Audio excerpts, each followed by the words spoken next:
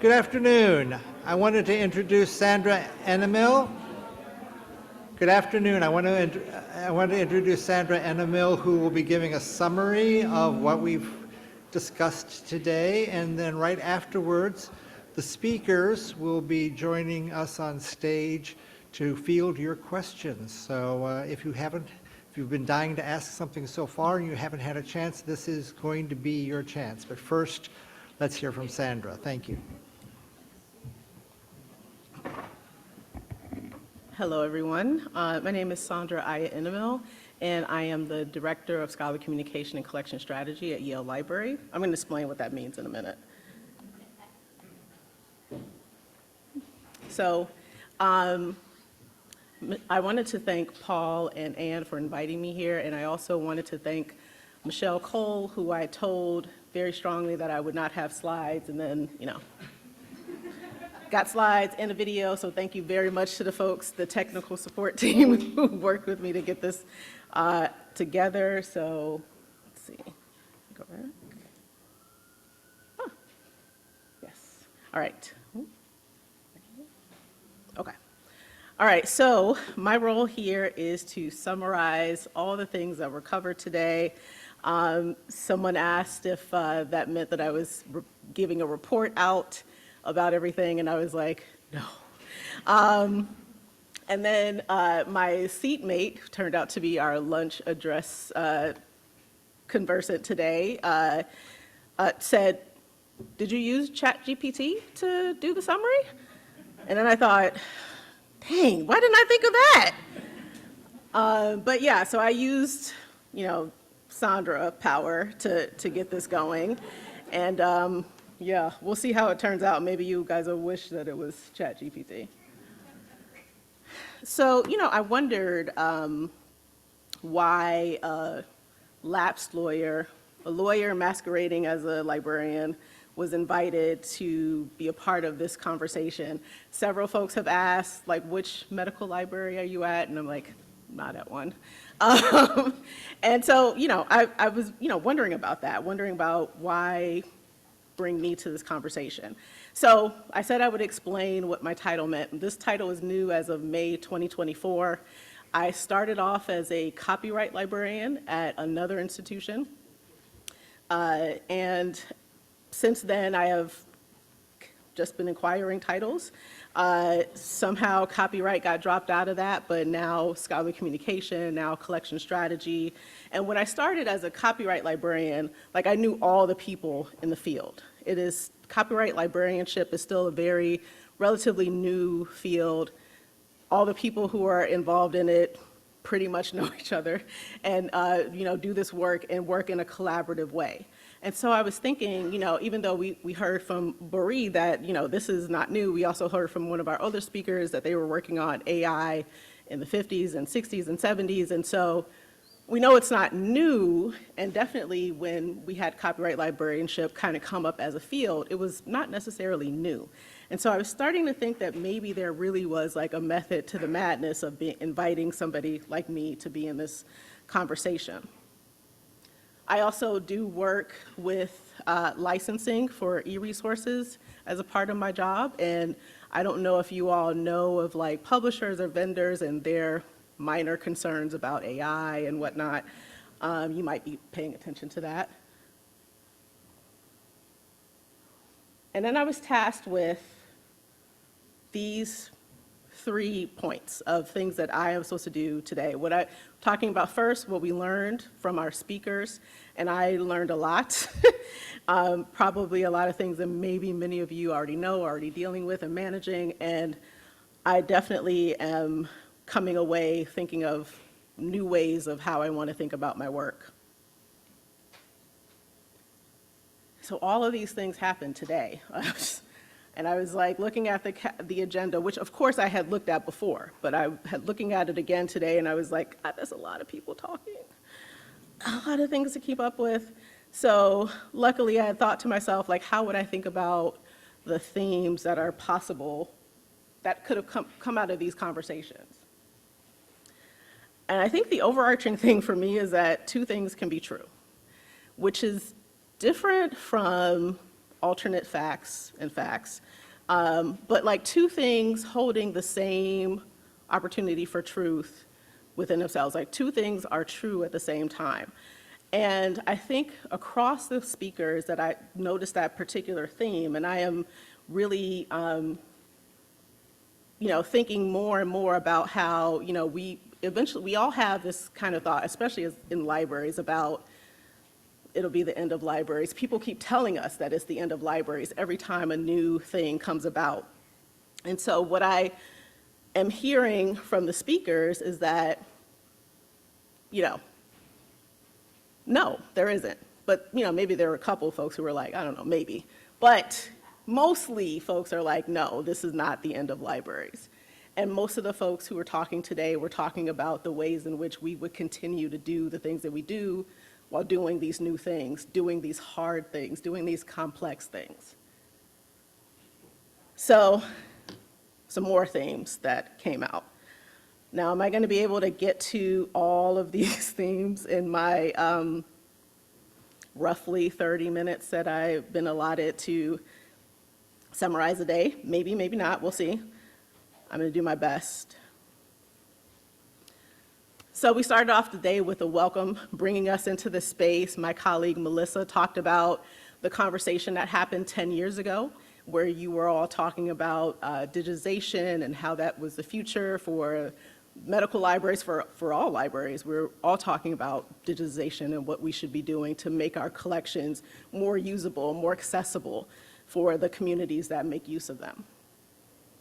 She talked about the concerns that we acknowledged then and have now about born digital, our concerns about storage, preservation, not to mention complications between what we're doing with the physical things that we get. So we got born digital, we have physical things, we have things we're digitizing. All of these things keep coming. And so far, I don't think they're gonna stop. I mean, they stopped for like a year or two or whatever when we were like all at home and stuff. Remember, like I'm sure you worked at an institution that was like, we're not taking anything, yay. And then a time came where it was like slowly trucks started coming back, slowly things started coming back into our spaces. I remember somebody mentioned something about do something about the boxes on the floor. We all have those boxes on the floor. Everybody's in community on that. But the questions about what we do with these things continue and they remain. And so these two truths continue, the two things being true at the same time. What I appreciated as we got into the keynote address today from Trevor was really focused on this, the two things being true. Maybe there'll be an internet dark age, maybe not. Maybe the thing that you put up, the rant that you put up on Facebook, you may be not able to find it, but maybe somebody else searching somehow can find it. I really appreciate his conversation of us thinking about ourselves as futurists. And I think even he acknowledged that it's not something new to us. This is something that we've been thinking about. We continuously are thinking about the future. Those of us who are working in preservation or consulting with folks in preservation, that's all we're talking about, is how can people use this thing that we have here in the future. I like that he talked about not just the accessibility of things. So can I access a floppy disk in 2024?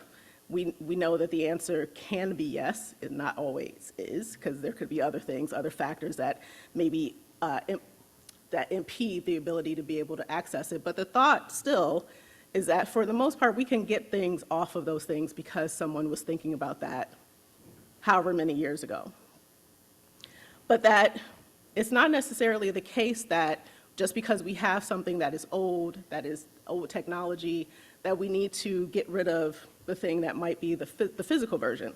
I really, really appreciated this conversation of the searchability of something that we are bringing from old technology, that we can search and have metadata for that content, but then we also still have the physical work that has handwritten notes from the person that created it.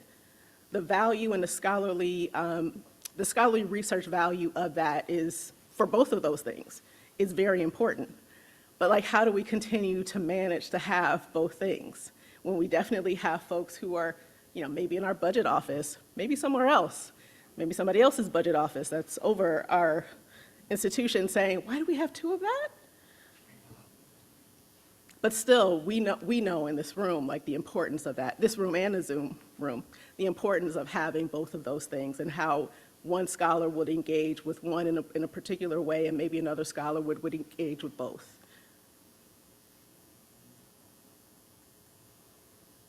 One thing I really appreciated, a final takeaway from Trevor's talk, was recalling that we are still seen as trustworthy. Ann started off and said that this is Banned Books Week, which is a hard time for a lot of folks in libraries. But this is a time where we still recall, and we should still recall, that people like libraries. People have a good feeling about libraries, and we're still seen as a trustworthy place. So even in the midst of many things, a lot of negativity, especially for our colleagues who work in public libraries, there's still, you could go to the library and get X, whatever that might be. For those of us who are working in these academic spaces, those of us in medical libraries, even though there sometimes are maybe some other places people stop before on the internet, before they come to the library, they eventually make their way to us. And our expertise is unmatched. I like to sometimes say to people that if you found something, you're on Yale's campus and you found something on the internet, it's because we put it there. It's not just an accident that it's there, especially if you're on the network. You're pulling something that our library made available. The first panel, talking about what are the new roles for the Historical Medical Library, Polina and Michelle engaged in conversation that called for us to forge new roles and connections and to maintain our traditional roles. I think, as somebody who is in one of these new roles, these new innovative things, like literally my role is new, it's months old, it is easy to think that's the way, those are the ways that we need to move forward. We need to just get rid of all those old things, the new old things. But Trevor reminds us, several other folks reminds us that the old things are what make us unique. The old things are what people are coming to us for. Michelle talked about the roles that we have in research and instruction. This is unmatched. You can't just get that off of wherever. You could go to several places to find things that might approximate or seem like the same thing, but it's not the same.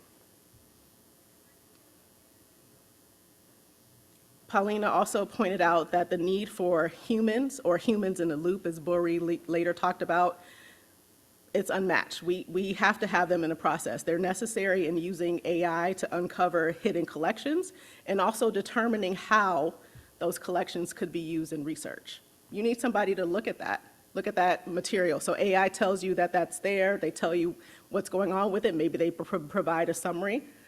Can it actually be used in research? Can somebody actually go in and make copies of that? Should they be able to make copies of whatever is in that collection? A human probably needs to evaluate that. And Michelle continued this call talking about not forgetting the things that we do well and what we do fundamentally. Sometimes we're not quick, or as quick as people think we should be, to jump into this or that. But I think there's value in what she said, talking about, sometimes being late to the party means that you can already kind of scope out what's happening. Things have been maybe a little bit settled, and now maybe it might be cheaper to get in, perhaps. I haven't been to a party in a while, so I don't know. But sometimes it could mean that there's an opportunity to collaborate with others. There's an opportunity for consocial partnering and thinking about the ways that, okay, we didn't engage first, but we're coming into it now. I'll add that waiting also allows for more thoughtful engagement on ethical and responsible uses of content, especially around AI. I'm really interested to learn more about what Paulina mentioned about digital health humanities and leveraging DIY digitization. Maybe more than a few years ago, when we realized that people had, the ability to take pictures of archival material on their phones, there was a scramble to figure out, like, what do we do with that? They don't need us to copy. They could just copy themselves. But we have a solution for that. We had U.S. copyright law that says we can allow people to make their own copies. And then they need to figure out what they need to do with that. But initially, when that new technology came about, that people could take pictures on their own, they didn't need us to make a copy for them, there was kind of a, what do we do with that? But we figured out what to do. We already knew what to do.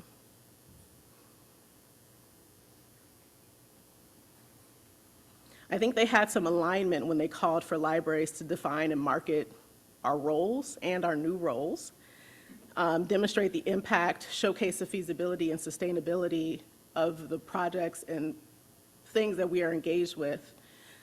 I think I'll note that I don't think we're good at marketing as we could be. People do have a warm, fuzzy feeling about us, but people often don't know specifically what we do.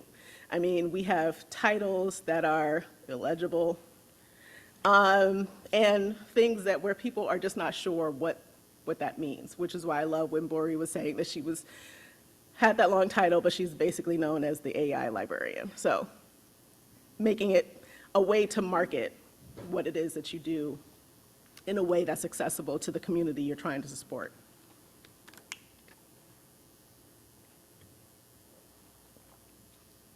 On the second panel, Lisa and Bori, their conversation on technology and thinking about the ways that Lisa in particular talking about access and then what is actually accessible, I thought was important. It's something that I think about all the time.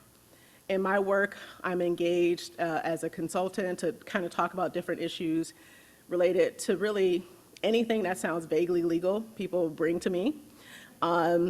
Because there's a layer between typically folks who are in the library and the Office of General Counsel. And sometimes people want to start with me just to see, like, do we need to go to General Counsel? Should we talk more about this? What are the issues that you see here? And so definitely one of the things that comes to me a lot is about accessibility and setting limits.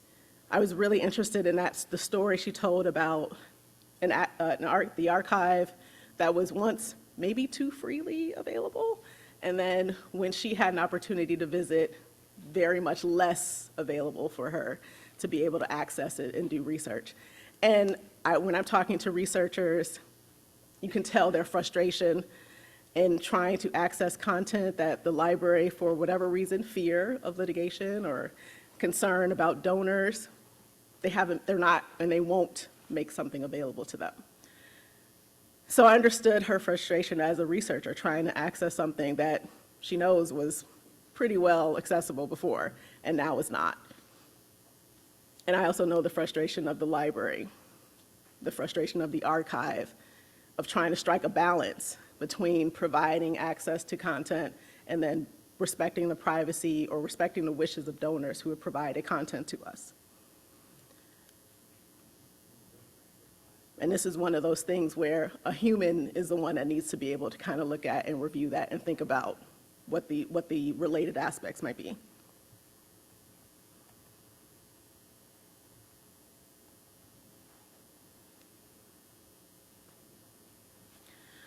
Bori, in talking about her role, which I was talking to her, I was on a panel with her a few months ago, and listening to her talk about the role and the work that she's doing at University of Florida, it's just quite impressive to think about the funding and the support this institution is putting behind AI, and wanting to learn more, like what, how, and who is, what's going on? Like, I have so many questions, and and I know there are there are a lot of institutions, mine included, who are now pushing initiatives around AI, and there are big dollar amounts around them. Those of us in the library who may or may not be engaged in this work are like, are we involved, or We might have been called to the table, we might not have been called to the table. We're expecting a call to the table, and wondering like that's a big number that they put out there. What does that mean for me and my work? And so I really applaud the work that she carries out at University of Florida and the support that she's getting around that work. So I already called out Jeremy and saying that I should have used ChatGPT to summarize everything. And he gave me permission to summarize his piece. I did not, though. I mean, I thought that the work that he put out, really, I don't know if it really needed me to summarize it. It was really just, calling into question all of the things that we've been talking about how we preserve this content, how we make it available for people, all the things that we've been mentioning. I really liked his conversation about the library as a laboratory, even as somebody who is not in a medical library. I mean, I think there's a lot of ways for us to engage and talk to the patrons who are interested in coming to our collections and talk to them about the content that we have available and what's possible for them. Finally, the last panel, I thought, brought in some themes that I was wondering if I would hear about, talking about open science, talking about the expectations that our users have around digital collections and digital resources, and what is available to them, and how do we address their expectations that everything's digital now, right? We work with collections that maybe that thing is never going to be digitized. We have collections where we are maybe paying for access to it, and maybe there'll be a time when we're not paying for access to it. And what does that mean? We know that some of the vendors and publishers and folks that we are working with, they're not preserving their content. And legally, we might not be able to either. So then what happens to that material? I think the conversation around being ready for the moment. So COVID happens, everything moves online, but you're already kind of in that space, you're already doing that, you're already prepared. That to me is like really the benefit and the thought for me for libraries in general. Like we are ready for these moments. We might not think we are. We might not be the first one or the ones in front, but we are ready for the moments. And so I come to the end of like my summary, my thoughts about what's been going on today, just to say that, again, these two things could be true. So the two things that are true are that maybe we don't have the money to be first in line for this, but we might have the money later. Our work cannot be replaced. What we do in libraries cannot be replaced. I think that there is, in the conversations that Jeremy engaged in and thinking about what a lot of our institutions, maybe not all of them, but a lot of our institutions did around how they collect content, how they engage with community, acknowledging past wrongs, acknowledging past bias is important in how we move forward. Because even though I do feel there's still good feeling, there's still the acknowledgement and the thought that we are a trustworthy source, the lack of acknowledgement or the lack of engagement with community can erode that.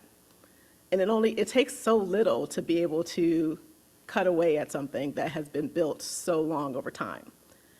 But again, I think it's important for us, as many of the speakers today have really been leaning into, which is that people still are coming to us and expecting us to be able to help with whatever it is that they're working on, and they'll continue to do so. So I had a couple other things because, I'm here. And what I wanted to do, and kind of just in my next, how much time do I have? I have 15 more minutes? Awesome, okay. Like 15 whole minutes, like okay. Okay, what? Now I'm just gonna relax here because I thought I had like 2 minutes, okay. right, so since I'm here, I had, a couple things that I wanted to talk to you all about. Okay, so remember when I said, I didn't have slides or whatever? While I was sitting here, I was like, oh, wait, I do have some slides that I think this audience could appreciate. Now, you might listen to it as, very thoughtful, maybe engaging conversation about things. Maybe some of you might think of it as an unhinged rant. We'll see. So, okay, let me see. All right. I have a video. Again, thank you to the technical support for making this work. Or maybe, let's see. I was a Ghanaian king whose head was preserved in a jar after I was executed by the Dutch. My name is King Bodu Bonsu II. I was the leader of the Ahanta tribe in the western region of Ghana. I fiercely resisted Dutch colonial rule, and in 1837, I captured 2 Dutch traders who were encroaching on our land, igniting tensions with the Dutch authorities. This led to a series of battles with the Dutch military. I was eventually captured and brought to trial by the Dutch authorities. I was accused of murder and acts of rebellion against colonial rule. The Dutch court found me guilty, and I was executed in 1838. My head was taken as a trophy and found 164 years later in 2002, preserved in a jar of formaldehyde at a laboratory in the Netherlands. After hearing of my head's location, Ghana filed a request for its return, and in 2009 my head was returned back to my homeland. I am remembered as a symbol of resistance and standing up for the sovereignty of my people in the face of foreign domination. Thank you. I'm so glad that worked. Yay. Because if it didn't work, I would have to explain to you, and then, it wouldn't be as great as this. So I shared this video from AI African Stories because, there's a part where it seems like, at least in some conversations that I've had, where I feel like I'm being kind of a downer about AI. And I don't know if you'll have a different impression once I'm done with this, but, I don't know. But I was definitely hoping that AI would go away, kind of like Bitcoin or NFTs. Not that either of those have gone away, but like my need to understand what it is has really quite decreased. Whereas AI is like not going away. And this video, I wanted to share it because one, it touched, my family is originally from Ghana in West Africa, where the AI generated image is referring to. And also because of the connection with having someone's head cut off and studied for research at Yale University. So it was there for 170 years, this head of a captured warrior. So when it was finally returned home, the Dutch science minister said that the decision to repatriate the head was not difficult because the head no longer served any scientific or cultural purpose.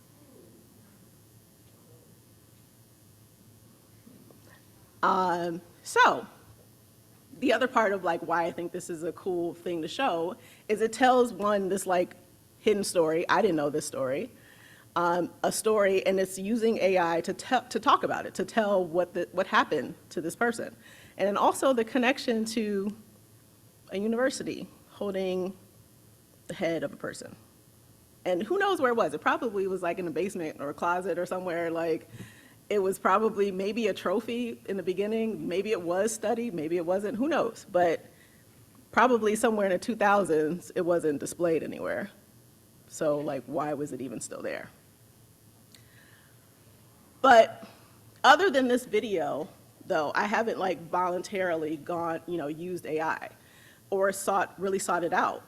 I know that AI has been everywhere. I know that a version of AI finishes your sentences in Google and whatnot. I know that I've been getting, but I haven't gone to ChatGPT. Frankly, when Jeremy suggested it, I was groaned on one hand, that would have been a good thing to do. That would have been probably useful, save time, but also I don't know how to use ChatGPT, so what? But I know that I have to learn and I have to figure out what's happening with this, right? So, yeah. And I know that there are good things about AI, obviously. Like I said, I think creating this video is one. Obviously, the possibilities for scholarship and for research are tremendous. We all know that. I'm not telling you all anything new.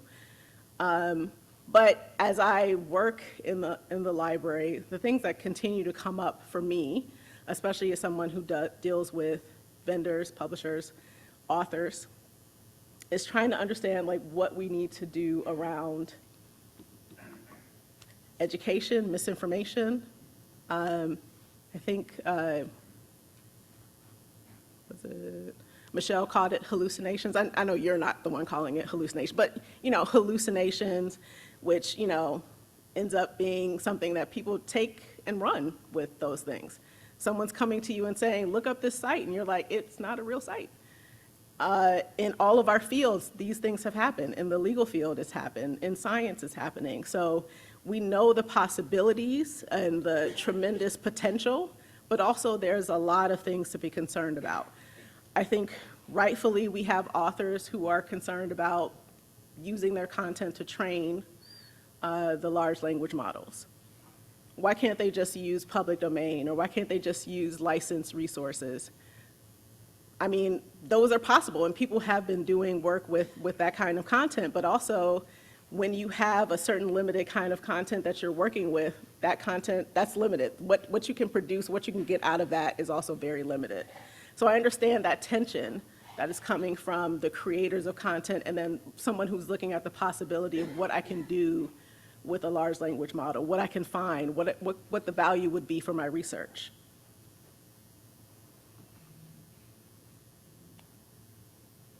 So with copyright, there's so many things that come out.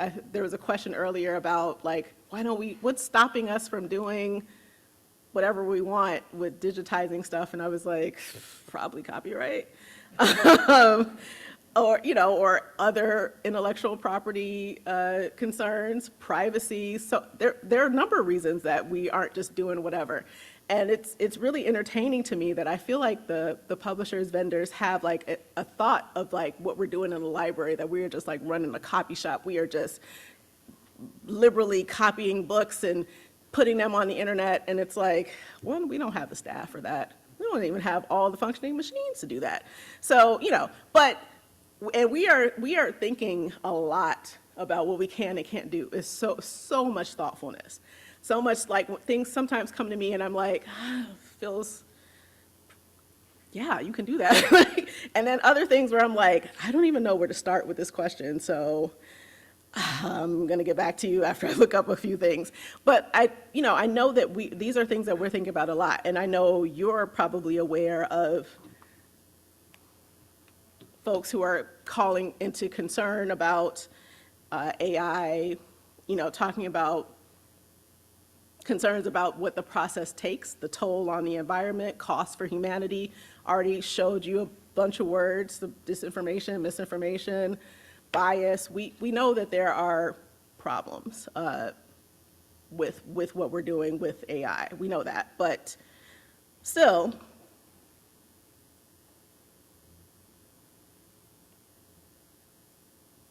I think, for our collections, that it makes sense for us to be thinking about this all the time. And again, this is something that we couldn't push off to AI to do for us, right? We might be able to say, AI, tell me what the problems are, but we will still need to look at those problems. We still need to be the ones to do something about those problems. Issues related to repatriation, ethics, cultural heritage, for those of us who might have content from indigenous communities, thinking about NAGPRA and what that might mean for our collections. These are all things that we need to do, we need to make decisions on. So when I think about Badu Bansu II, the person in the AI video, he was in a collection involuntarily, I'd say at the least, right? And we all have things that are in our collections that the people who are represented by them are involuntarily there. One of my colleagues from MIT, Katie Zimmerman, calls them, what did she call it? She called them something about unwitting participants. Like they're in the collection, but they didn't agree to be in there. They didn't sign a deed of gift to be in there. And so their concerns, I think sometimes they've largely gone unanswered. We haven't really talked about what it means for their things. Paulina talked a bit about what HIPAA and concerns about patient data, but like other types of collections that we might have that are representative by people who are humans, who didn't say that, yes, you can put me in here in this collection. What do we do about those things? What about it? We know why we collect things, but what I wanted to get to was some of the like uncomfortable things that are in our collections. So I decided to target, two big places that can handle me targeting them. The twin study at Yale, that collection, for those who are not familiar, has a research study. Y'all, you know about this case. I don't have to explain. Okay, so, and if you don't, please definitely look it up. So this collection is closed until 2065. Hopefully I'll be retired from Yale, but we don't know when it needs to be open.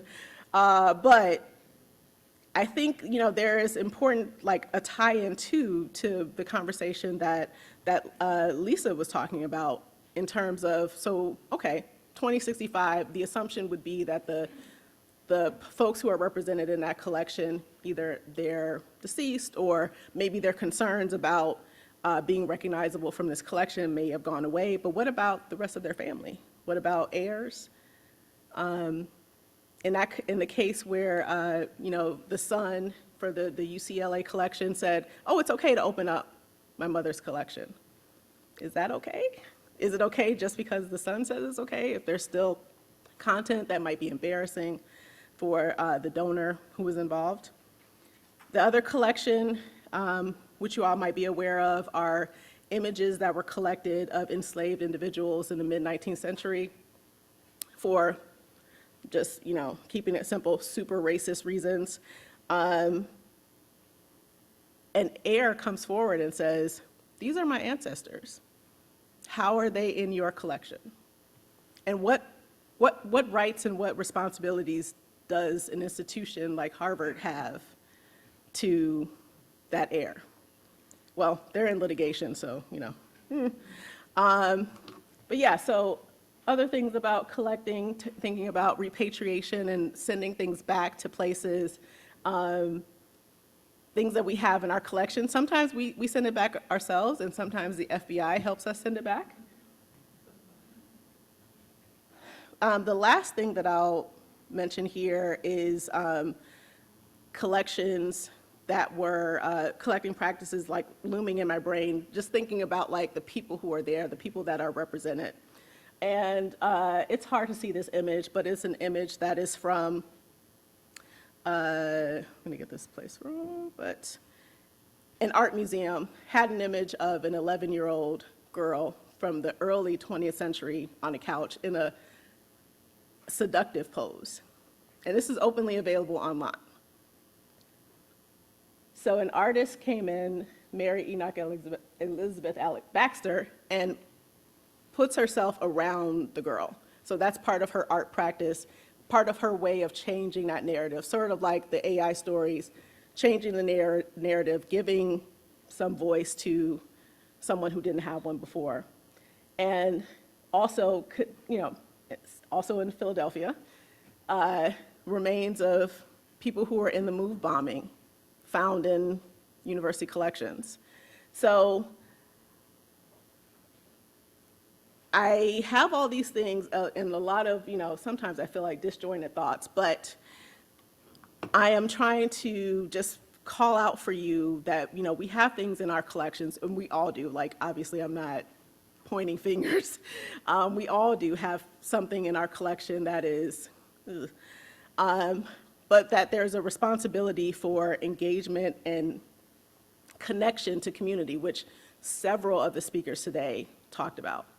There's also an opportunity, I think, when we're talking to community to engage with them, and recognizing that just because you're talking to community is not, maybe it's not the authority. Maybe you're not talking to the right part of the community. And I know that can be hard to figure out who you're supposed to talk to about different things. But if you have no engagement, you don't even know that part. And so I think part of this rant is just having us like maybe take a tiny step back. I'm not saying step all the way back. I'm just saying like a tiny step to think about the humans in our collections, what is represented by them, and what happens when people are able to access, should they be able to access. So basically, I just have like a bunch of questions, essentially, is what is happening here. And so I'm thinking about, thoughtfully collecting these things, labeling them to acknowledge the source or problematic provenance that might be happening, connections with community, adding context to this material. There are ways, because I still technically am a lawyer, where I would talk about like how you could share this content, how you can talk to people about how they could reuse that material, and maybe it ends up being that they can't reuse it. But that's a conversation that you need to be thinking about and a conversation that you need to have. Okay. So, all of that to what's next, which was the last question that I was supposed to deal with. And I will say that change is always coming. We're always changing. Everything is always moving. As I mentioned before, I think libraries are always positioned to be ready for that change. We're in conversations in so many different spaces. Look at me, I'm at a medical library conference. And so we're here and we're hearing things and we're paying attention to what's going on. So we are always ready for the next movement. It may not feel like it, but we always are. Thinking about what makes sense for your library, for the community, and for the community that your library supports. What are your goals? What does it mean to continue to be all the things to all the people would be genuinely awesome? That people are coming to you with all types of needs and requests, and that you're always going to be ready for it. So, that's what I think happened today, plus, my small rant. Could ChatGPT have done this better? Probably. If I didn't get your part right, I'm really sorry. But I thought that's what you said. Okay, thank you. Thank you so much for listening. And I appreciate being here. Thank you.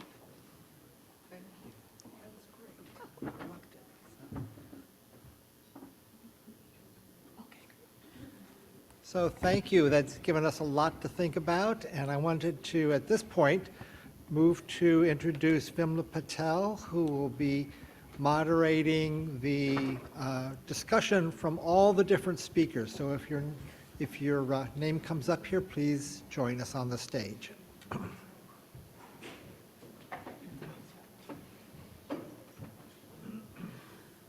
All the speakers and panelists, please come forward here to the podium.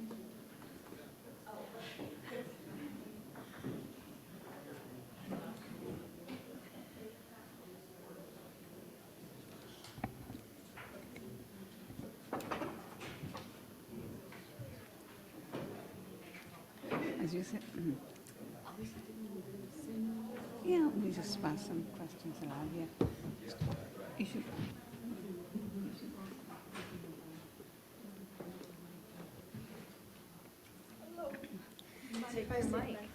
Welcome to the last session involving the panelists and the speakers. I know we are coming to a closing now, so I know you're all tired, so we will only take half an hour, but it will be active discussion.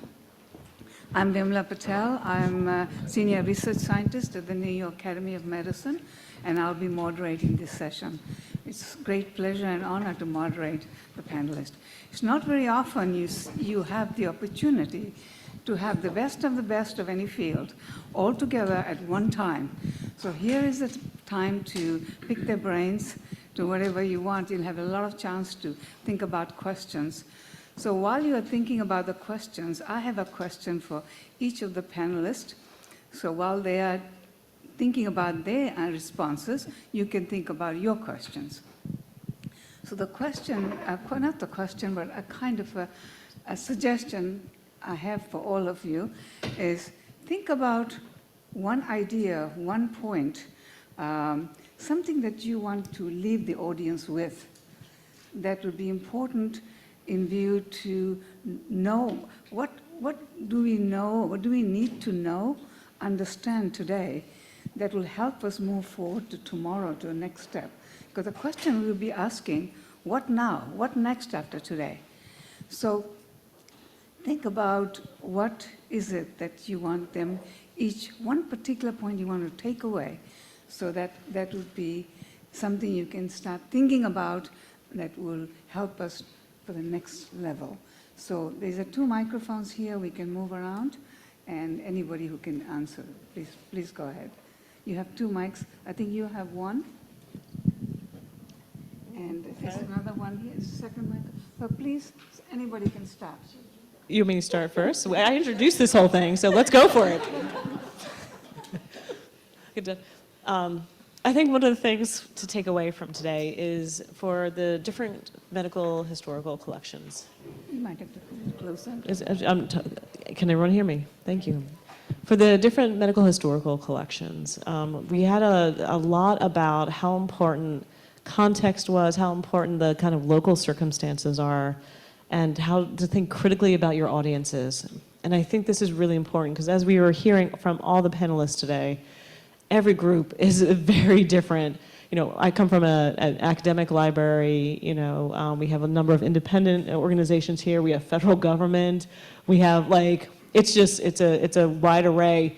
Each one of us responds very differently and leans into the work that we do in a variety of ways, and the way we will leverage technology may be different across the board. So I wish we could say there's something generalizable, maybe my colleagues will be like that, and like, oh, Melissa, yeah, certainly there's something generalizable.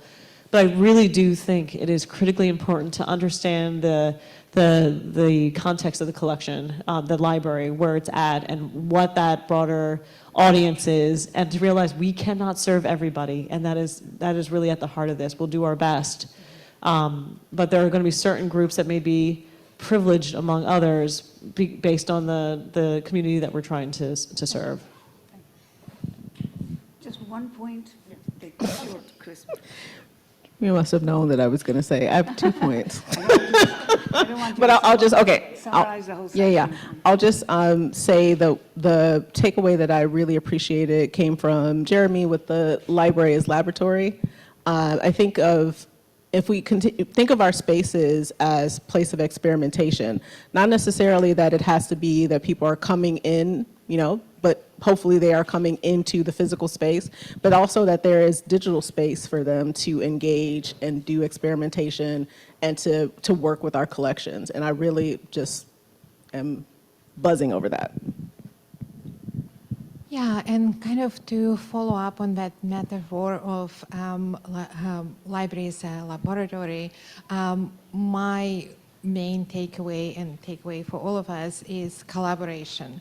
You know, only by collaborating, and this is what we have been doing through OIDA, Opioid Industry Document Archive with Johns Hopkins, we can, reach and be able to successfully adopt and experiment with new technologies. Maybe just to repeat what Melissa said, digitization is no magic bullet.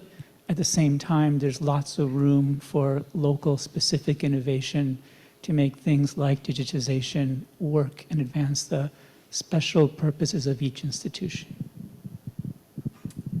Yeah, I think we talked a lot about interdisciplinary collaboration, during this conference, and this is an important point. But also, I think we need to think very carefully about international collaborations. I mean, many of the challenges that historical medical libraries face in the US are also faced, in other parts of the world, in the UK, in France, in continental Europe, and elsewhere. So I think, thinking very carefully about how can we collaborate at the international level, that's an important point, I think.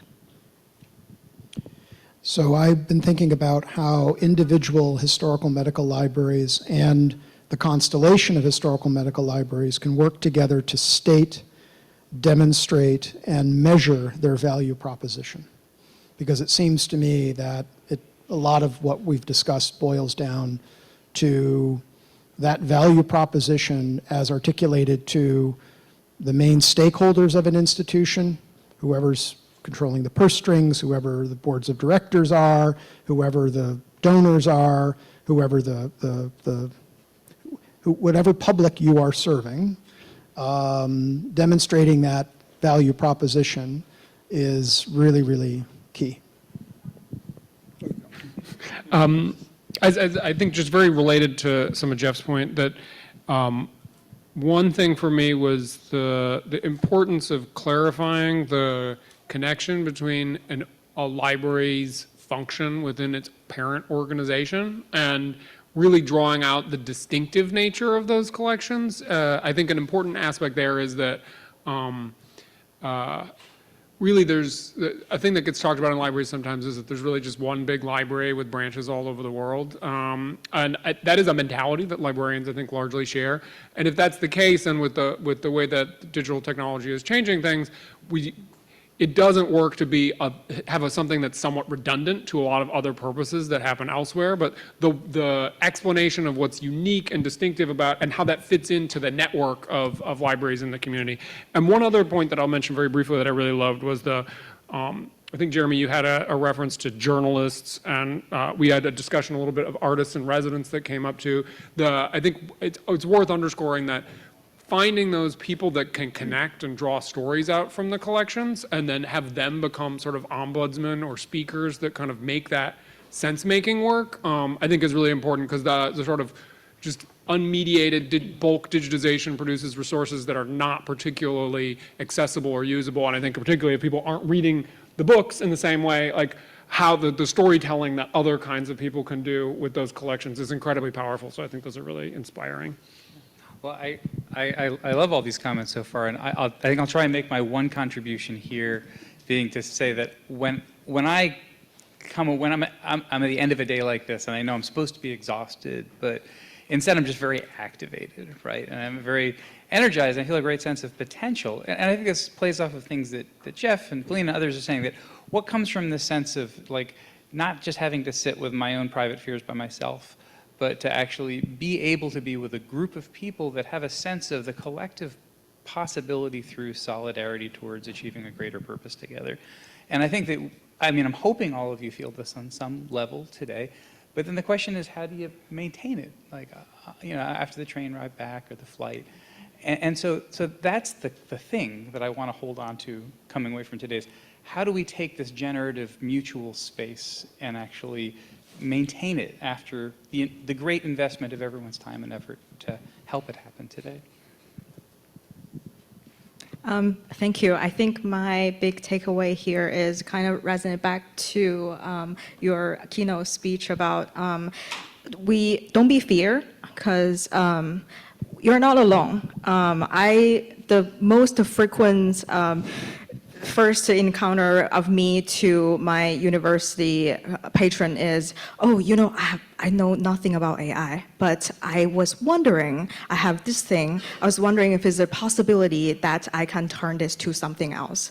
That's more than 90% of the conversation I started with. So we shouldn't feel that way. We should feel like this is a time that really open up our opportunity to collaborate, to really empower all these tools to solve our problem that we've been wondering about. I think being last, all my points have been said. I guess I'll go back. Something Sandra said that I thought was really important in hers about this two things can be true. I think we often are talking about fear and kind of old school. Like if you express any kind of fear for AI, people kind of roll their eyes and say, oh, you're in the past, or you're, and I don't think that's the chart we want to go forward. I think rather it's, both things can be true, right? So if you build it, will they come? I think Babak said, and the answer was no. We, 10 years ago, were looking at a lot of these futures for digital humanities, digital research, but we're going with what the users want. And so far, people are using our library in very traditional ways, very honestly. Like, we put out digital humanities fellowships, we get less applicants still. People want the stories. They want to come here, they want to extract them. We get more journalists coming in, we get publics. National History Day was mentioned. We get a lot of students. We're working with the Philadelphia School District in a way we never have. So I think it's important to be aware of these new technologies and absolutely be ready to take them, but also cognizant of what types of people can use those new technologies, and are they the people coming to a historical medical library or not? Thank you. Thank you very much. So now that you have heard all the speakers and the key points or key peeps they have, would you have some questions? There are 2 floor mics there. Please come forward with any questions you have. I'm sure you must have lots of them now. Okay, so my question zooms in on the Agassiz Zili slave portraits. 1850, these are naked people or semi-nude people owned by Harvard University, kept in secret, only, I think, was put on demonstration once and then sealed. And I think it's still sealed. But somebody went in, pulled it out, and somebody like me, looking on the internet, was able to find it. And the stories behind that, I first heard the story through Harriet Washington, who told us about Agassiz. But I hadn't seen those portraits. When I saw them, then the story came together, and we were able to go to Morton and everybody behind it. So my question is, now I have those. They're on my computer. Can I use them? That's the question. Can you use them for what? Can I, fair use, can I use them for my students? Can I then begin to tell the story in my own way and show those photographs? Okay, who wants to answer? I'll start, and then if other folks have. Okay. So the images were first published, and there was a question earlier about what it means to be published. They were first published in 1977, so they were published in a work, and then, sealed off somewhere else. They have been used in artwork, and the artist said that it was fair use to use those images. She also put labels and different context and text on the images and made it part of her artwork, sort of like the artwork of Mary Elizabeth Enoch Taylor Baxter that I referenced, where she's trying to make a different story than what was initially put out, which was really not much from Harvard, on what these images were, why they were taken, why they were released and then put away, why they were somewhere in the basement, when they were found again. So they are still under the copyright of Harvard. So then if you wanted to make a use of them, you would need to get permission from Harvard or be able to show that you can make a fair use of it, which, an artist did, and that work was then acquired also by Harvard. So, yeah. Okay. So if there was a thing that you wanted to do with this content, I don't know what what you would need to do to get permission from Harvard to be able to do it. I would say I would definitely look and see if you can make that a fair use case to be able to use them. That means you're probably adding in additional content, context, maybe building or creating, doing something different to make those works available. I mentioned briefly that there is litigation that's happening around that from someone who is a descendant of two of the folks who are represented in that collection. And the copyright portion of that was not allowed to move forward. And so right now, there's a case around emotional harm, I think. And so, yeah, the copyright piece is weird. Like, I'm just gonna say it. But yeah, I mean, fair use is available for everyone to use. Obviously, did I start off and say that this was not legal advice? It's not legal advice. Okay. So I'll hop in for a second. Pass the mic along, please. Did you want to go? I'll just hop in for a second and talk about a sort of a more general observation here, right? Because it's a great question you're asking, Donald, and there's a legal part to that, right? But then there's also the ethics of the space. And, you know, in my presentation, I kind of quickly mentioned here's these materials coming out of the B&O railroad file. They're, you know, they're old. They're not coming out of a HIPAA-protected entity, right? And yet there's still these substantial questions of what do we do with the privacy, right? It's very sensitive information. And it's not really quite clear what the ethical thing to do is in this space. And we're still trying to work this out as a team, which is to say, there's an argument, Susan Lawrence has put this forward in a book called Privacy in the Past, that, you know, privacy could be the utmost thing to do to respect someone's, you know, like rights as an individual and capacity for harm. And that's certainly the HIPAA perspective and HIPAA protected entities.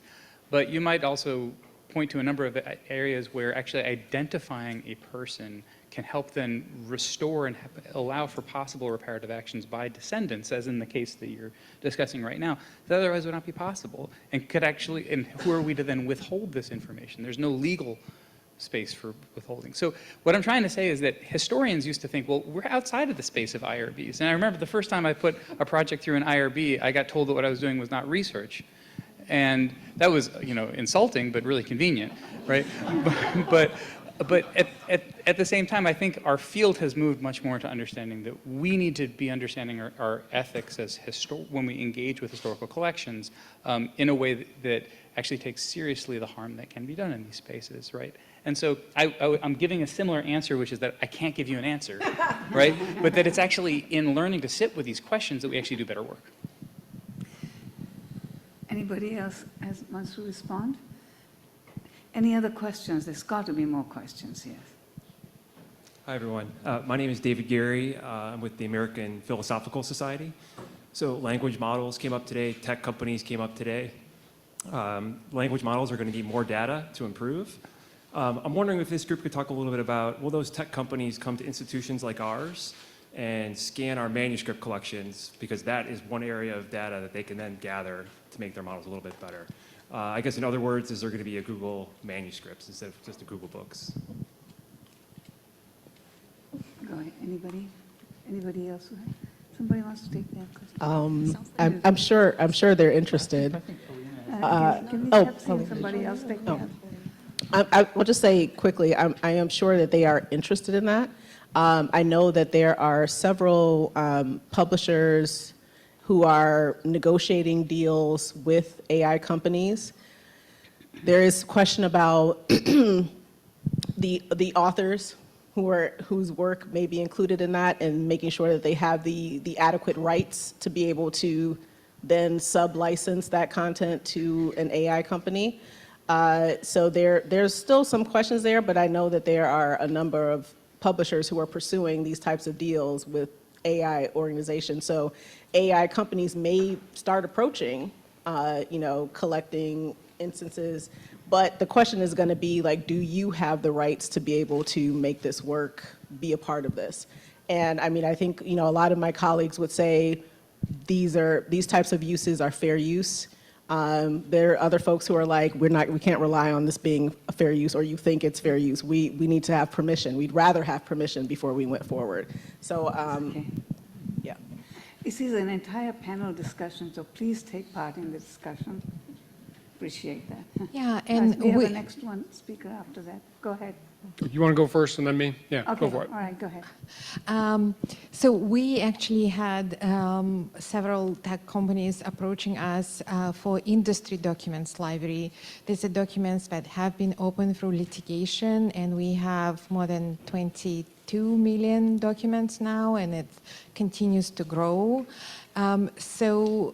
We have some tools that allow, we have an API and Amazon Web Services access to the data, so potentially we can just go and grab that.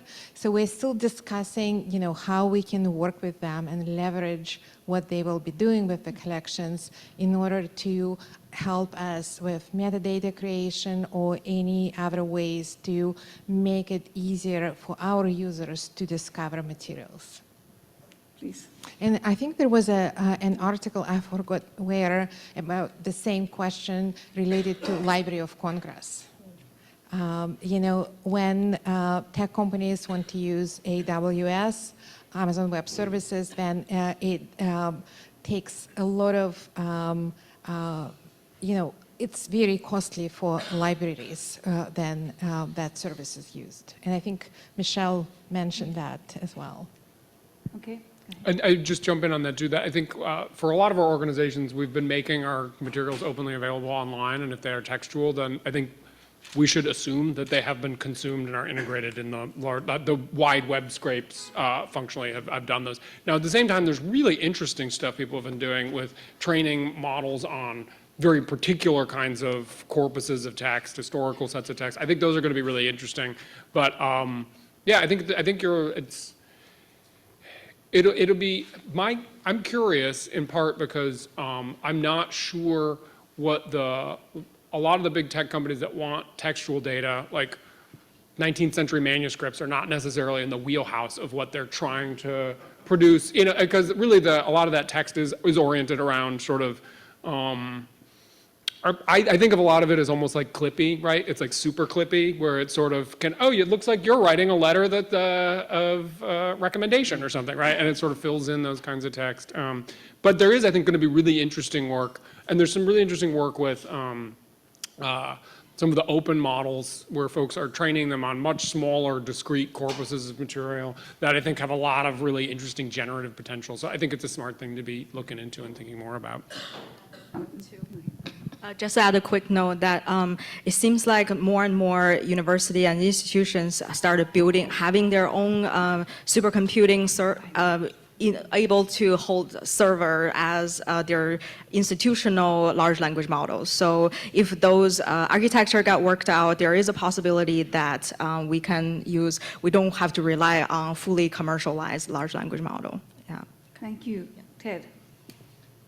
Yes, in anticipating this meeting and looking at the topics, I found myself thinking about new funding models, new opportunities, maybe not for complete funding, but for partial funding of medical historical collections and libraries. And Jeff and I talked about this briefly. I was thinking about medical historical libraries being the core of museums that would be open to the public and could attract school groups and philanthropy and stuff like that. Jeff, you mentioned in England that maybe you would like to comment on the Wellcome Trust experiment there that you mentioned, which I gather has been quite successful. But I'd just like to kind of get people's reactions to this notion that maybe that's a whole different way of thinking about one of the ways that we could leverage the historical collections we have. I would say I think I'm aware of only one instance that has been trying that kind of model. I believe it's the Mutter Museum and the College of Physicians of Philadelphia, which then I would leave them to comment moving forward, but let me give it to anyone else. Jeff? Thanks, Ted. So I'll comment on the Wellcome by saying that I think we could all agree that our colleagues there have done an outstanding job reinventing themselves over the past 15 years. And particularly shout out to Simon Chaplin, who I believe was present in Philadelphia. Of course, yes, of course. It was in the edited collection. So kudos to Simon, and I hope he's watching. But I think the Wellcome is a special case. We all understand that. But I think the way that they reinvented and they reinvented and I think they're in the process of maybe a third reinvention now. I think there's a lot of lessons that can be learned there as a real destination point in central London that has become a destination point with all of its richness rooted in the collections. The other thing that I'll share, this is not in my current capacity, but coming from the nonprofit sector, is professional fundraisers usually operate on various models for revenue generation. Number one, membership. Number two, grants. And number three, major gifts. I think a next step in thinking about revenue is engaging the fundraising community, I would propose, and kind of thinking about what are the models that are at play now that could be applied to the richness of historical medical libraries. That's just totally pie in the sky idea, but I think some of the questions about funding those answers lie in the fundraising community and the specialty that they have and they can bring to the table. So that's the most direct thing I can say about fundraising. So. And just to add to that about funding opportunities, I think again it's important to think at the international level. I mentioned my Aeolian project, which is funded by the HRC and the National Endowment for the Humanities. So I think that the kind of transnational opportunities that we could explore.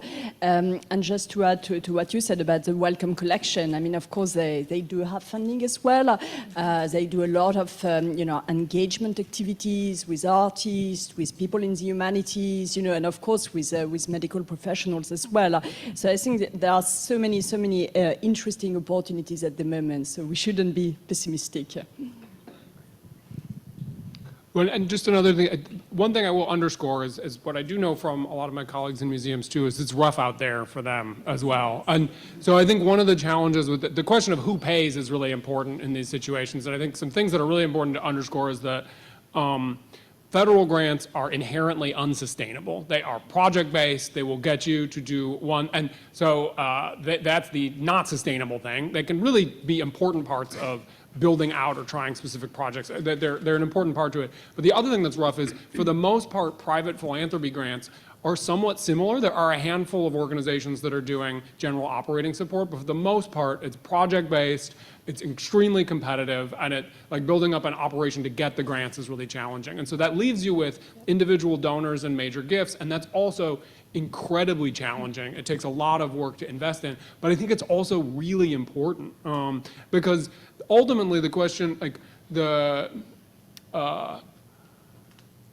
these organizations and collections won't go away if there's people who are willing to put up money because they're so important and relevant and they're finding belonging and connection in them. And so in some ways, I think working through that process, in part because the sort of the leaner times that we find ourselves in and just the realities of sort of the use to having of course there's a library and that's where the books are and people go there and that's where you get access to the books, doesn't fit the same model organizationally for the ongoing practices of a lot of the ways organizations works. And so it does, I think, create this really creative space to be figuring out how people are going to care enough about this to put in dollars. And it's worth underscoring too that there's a huge wealth transfer that we're in the middle of that is happening intergenerationally right now, and that it's an opportunity for everyone to be thinking about what the stories are that we can tell, how we can demonstrate the value of these collections, and that I think gets tied up in a lot of the things we've been talking about what's distinctive and significant about the work. But the last bit I'd say there too is that this, I think, is also why clarifying why the parent organization needs that function is hugely important, because that, at the end of the day, there's core operating support that comes to running an organization. And so in any of our organizations, it's a question of, what resources come in, where do they go out, and making sure that the function of that unit really aligns with what you're trying to do organizationally in a broader way. Thank you. We have one last question. Oh, you had a good comment, right? We have to go ahead. Michelle, No, go ahead. Okay. We have talked a bit at our institution as well about the difference between, do we lean into the museum or become more of a library and back and forth, but what are the latest strategy that I'm hearing increasingly is around storytelling as a interdisciplinary way of uniting across our institutions. And so we've leaned into things like podcast creation, online magazines, Google exhibitions, and the digital numbers that we're seeing are significantly higher than people who walk in the door at the museum or the library. So I think it's using some of what we learned about museums, but actually we've not using the term museum, but rather digital storytelling is where we are going. Thank you. We are running over time. Oh, can I just one? Very quickly. Yeah. Okay, please. So my dream has been, and I hope I will be able to make it a success at one point, is to have a living museum that would be more educationally focused for patients and community, where our researchers, healthcare providers can actually explain new procedures and breakthroughs, and connected to that would be the history component. So it would be leaving that space, that living educational space, will be positioned at the library, and the library will be the center of education for patients and community. Thank you. Last question. I know we're running over time, but we will take the question. I'm Rolando Del Mastro. I'm actually a member of the Board of Curators of the Osler Library for many, many years, and I'm also the chairman of the standing committee of the Osler Library of the History of Medicine at McGill. So in that role, I can see many of the issues that are coming up in many different areas. But the one thing I was thinking about, and I've come from the scientific background, is that if you're going to think about libraries as laboratories, what does a library do? What does a laboratory really do? It generates information, does experiments, but then there's a really important back end.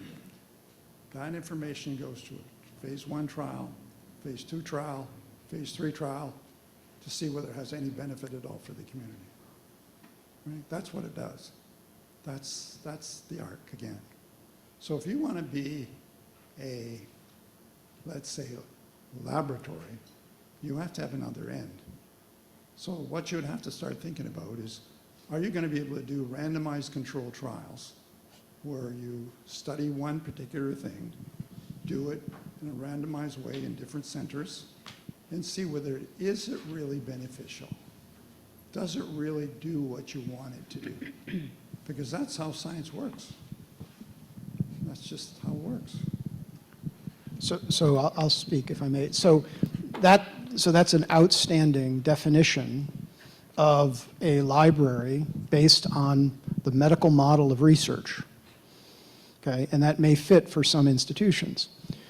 Other libraries may not fit in the medical model. They might fit in the social model of medicine, meaning they're contributing to research that is not biomedicine, it's not bench science, it is in the field of history, anthropology, sociology, literature, museum studies, material.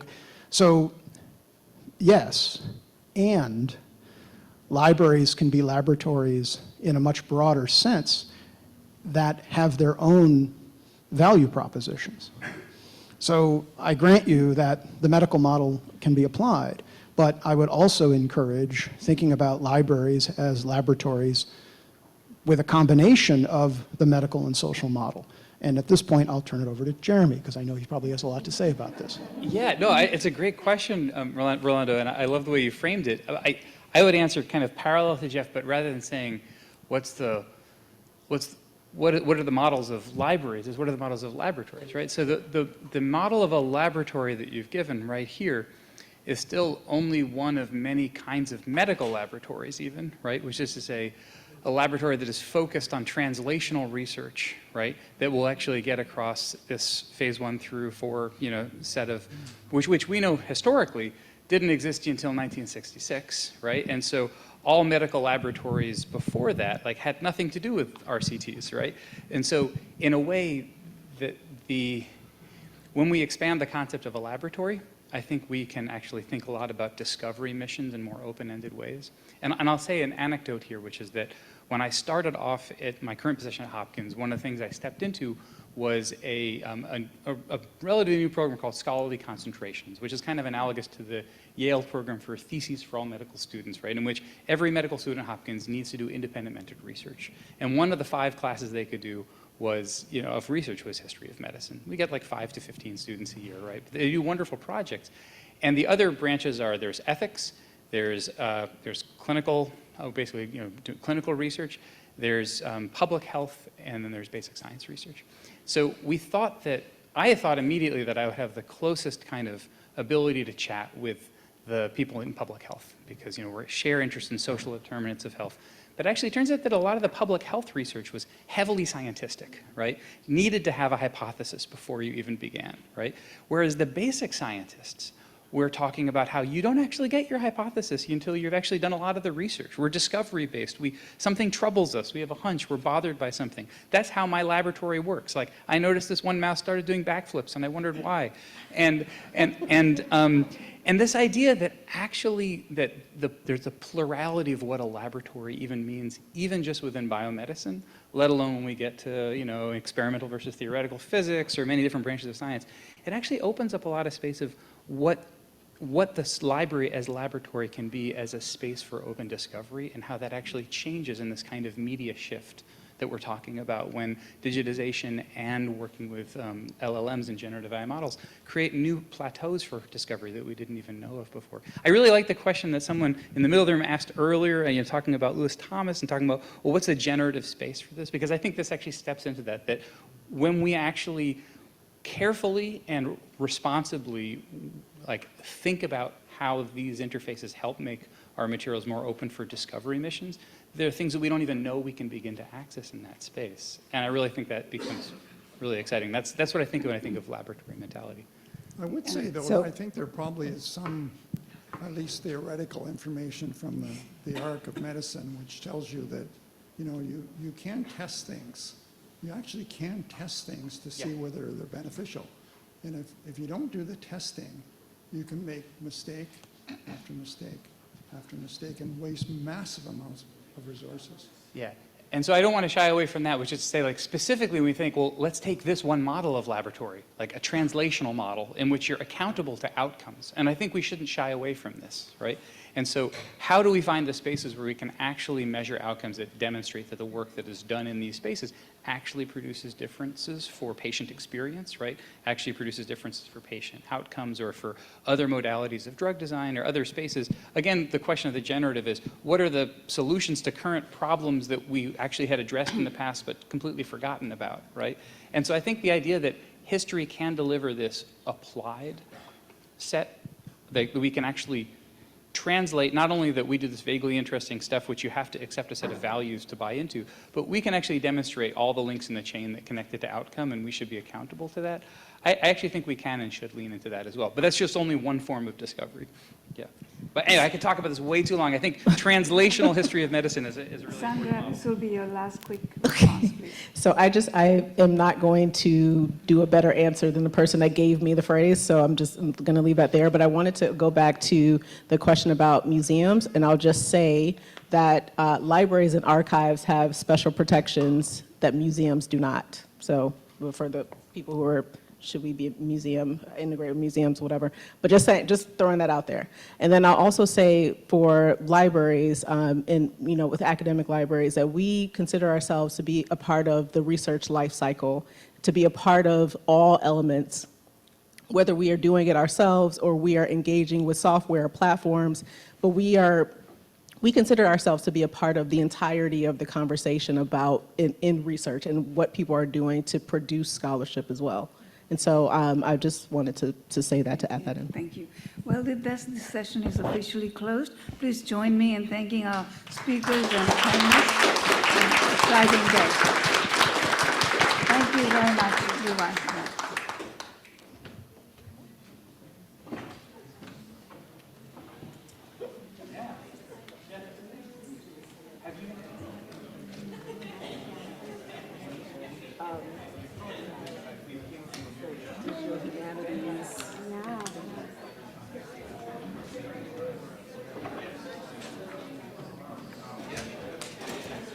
So just very quickly to wrap up, what I was sorry to miss some of today because we actually, sorry, we just have a little bit more, just a little bit more.